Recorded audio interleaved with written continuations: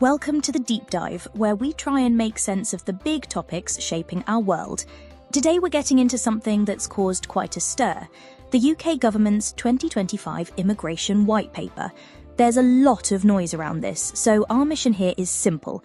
Cut through it all, get straight to the key proposed changes for visas and settling in the UK, and give you the insights you need. Yeah, and it's probably worth saying right at the start what a white paper actually is. It's basically the government saying, here's what we plan to do. It's a statement of intent, a set of proposals. It doesn't change the law or the immigration rules overnight. Right, it's a roadmap, not the destination itself. Exactly. So we know the direction they want to go in, and some specific ideas are laid out, but lots of the finer details, especially when everything kicks in, that's still being worked out. Consultations, confirmations, all that. Got it. So this deep dive isn't just about reading out a list. It's about helping you figure out what these potential shifts mean for the UK's immigration landscape. We're going to break down the main proposals, talk about the potential impacts, and highlight what you really need to keep an eye on. Okay, let's get straight to it. This white paper dropped on 12th May 2025. The official title is Restoring Control Over the Immigration System. And the big picture goal, well, it seems pretty clear. Get this: make it tougher to move here, tougher to settle here, all with the aim of bringing down overall immigration numbers quite significantly. That's the core message, yes. And while the paper talks a lot about general principles of control, it does spell out 8 specific proposals. And these aren't just, vague thoughts. They're detailed enough that civil servants have actually put some initial numbers on how they might affect net migration. Okay. So that tells you the government's pretty serious about these specific ideas. Right, okay. Let's unpack these 8 key proposals then. This is really the heart of it, isn't it? First up, skilled worker visas. What's the plan here? Well, the proposal is to significantly shorten the list of jobs that qualify for sponsorship from overseas. We're talking about jobs that are considered medium skilled. That's RQF levels 3 to 5 in the official jargon. RQF levels 3 to 5. So like jobs needing qualifications similar to A-levels, BTECs, maybe foundation degrees? Exactly. The plan is generally these jobs won't be sponsorable anymore unless, and this is the exception, the Migration Advisory Committee, the MAC, specifically recommends one and the industry proves they've really tried hard to hire people already in the UK. So that's quite a narrowing of the field. It is. It's a definite shift away from using the route quite as broadly as before. Okay, Proposal 2 seems linked. Social care workers. What's changing there? This is a really big one. The paper talks about ending the current exemption that allows employers to recruit social care workers from abroad relatively easily. That exemption was brought in specifically because of, massive staff shortages in the sector. Right, I remember that. So taking that away could put enormous pressure back onto the system. Care homes, home care, it could really bite. Wow, okay. That highlights a real tension, doesn't it? Reducing numbers versus meeting critical needs. Definitely. Proposal 3 moves to international students, specifically their fees. Yeah, they're looking into or exploring a levy on the income English universities get from international student fees. This could change how universities are funded, potentially impacting their finances, maybe even how attractive the UK is for international students. And that one needs Parliament's approval, right? Not just a rule change. That's correct. Unlike many of the other proposals, this would need an Act of Parliament, so a proper legislative process. Interesting. Okay, 4th proposal, still on universities, university sponsorship licenses. This one's about tightening the screws, tougher compliance rules for universities.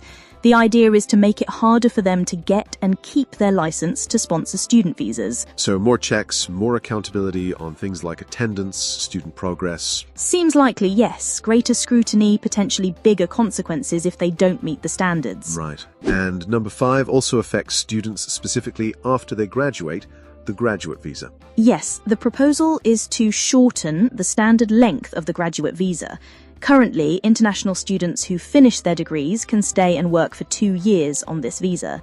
The plan is to cut that down to 18 months. Only 6 months less, but I guess that could make a real difference. It could, yeah. Less time to find the right job, establish yourself. It might make other countries with longer post-study work options look, more appealing. Okay, Proposal 6. English language rules. Getting stricter. Seems so. Two parts to this. First, higher standards for people who already have to take English tests for their visas. And second, a completely new requirement. Partners coming with work visa holders will need to show they have basic English to get a dependent visa. Ah, okay. So ensuring some basic integration for the whole family from the start. That seems to be the rationale, yes. Right. Now, Proposal 7. This is the one that's really been hitting the headlines, isn't it? Indefinite leave to remain, ILR, permanent residence. This is probably the most significant proposal for many people already here. The plan is to double the standard time you need to live in the UK before you qualify for permanent settlement, from 5 years up to 10 years. Wow, 10 years. That's a fundamental change to the whole settlement pathway. It really is a very substantial shift. Okay, and finally, Proposal 8 seems to go the other way, making it easier for some highly skilled migrants. Yeah, that's the counterpoint, I suppose. While many routes might get tougher, the paper says they want to make it easier for people on visas aimed at be highly skilled. They specifically mentioned the global talent route and the high potential individual route. So sort of tightening the general flow, but keeping the door open, maybe even wider, for those deemed exceptionally talented. That looks like the strategy, a more targeted approach, focusing on, top-tier talent, innovators, future leaders. Okay. That's a good rundown of the 8 main proposals, but the big question then is, when might all this actually happen? Timelines are crucial here. Absolutely, and it's a bit of a mixed bag. As we said, most changes can be done just by amending the immigration rules. Which is relatively quick, no big parliamentary vote needed, for most. Generally, yes, the student levy is the main exception, needing an act of parliament. But we do have confirmation for some things happening on 22nd July 2025. Okay. What's locked in for then? 2 key things. First, that initial cut to the skilled worker visa job list we talked about. That reduced list will be in place until the end of 2026, and the MAC is already looking at potential exemptions beyond that. Okay. And the second thing, for 22nd July, the end of recruitment of overseas social care workers through that specific shortage occupation route. And crucially, they've stressed that care workers already here and sponsored by 22nd July won't be affected by this specific rule change.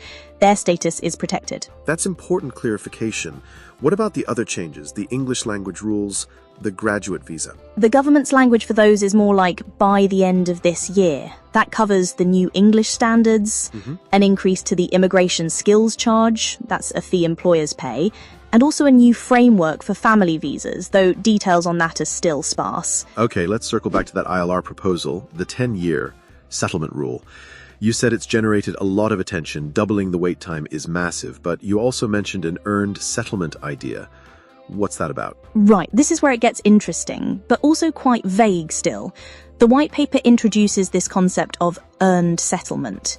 So while 10 years might become the standard path, the idea is that some people could potentially qualify faster. How? By making, and I quote, points-based contributions to the UK economy society. Points-based contributions. What does that actually mean in practice? Well, that's the million-dollar question. How you earn these points, what contributions count, how much faster you could qualify, none of that is defined yet. They've promised a consultation later this year to flesh all that out. So it's a potential faster track, but the rules of the race haven't been written. Pretty much, yes. It suggests a move towards a system where maybe certain skills, salary levels, or maybe other factors could speed up your settlement, but the mechanics are TBC. Okay. Are there any definite exemptions from the 10-year rule that we do know about now? Yes, thankfully a few are explicitly mentioned. Partners of British citizens, they'll still qualify for settlement after 5 years, as they do now. Okay, that's clear. Also, victims of domestic abuse have an exemption, and very importantly, people who have rights under the EU settlement scheme. Their right to get permanent residence after 5 years is protected by the withdrawal agreement with the EU. That's Article 15, specifically. It's legally locked in. Right, post-Brexit protections. But what about other groups currently on a 5-year path, like, say, Hong Kong BNO visa holders? That's precisely where the uncertainty lies. The government hasn't confirmed if they, or people on other existing 5-year roads, will be exempt. That detail presumably will also come out in the consultation later this year.